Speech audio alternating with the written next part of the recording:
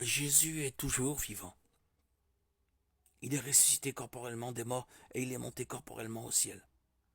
Acte 1 raconte que 40 jours après la résurrection, les disciples de Jésus étaient avec lui lorsqu'il s'est soudainement élevé dans les airs.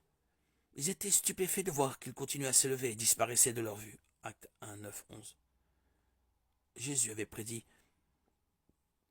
qu'il retournerait auprès du Père. Et c'est exactement ce qu'il a fait. Jean 14, 1, 2. Jean 20, 17. Jésus est vivant au ciel avec Dieu, les anges et tous ceux qui ont mis leur confiance en lui pour leur salut. 2 Corinthiens 5, 8.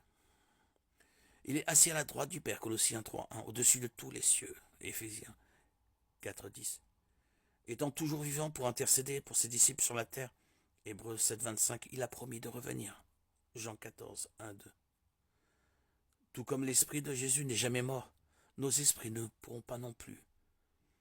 Jean 11, 25, 26. Nous vivrons éternellement quelque part. La façon dont nous répondons à l'offre de salut de Dieu détermine notre destinée. Jean 3, 16, 18.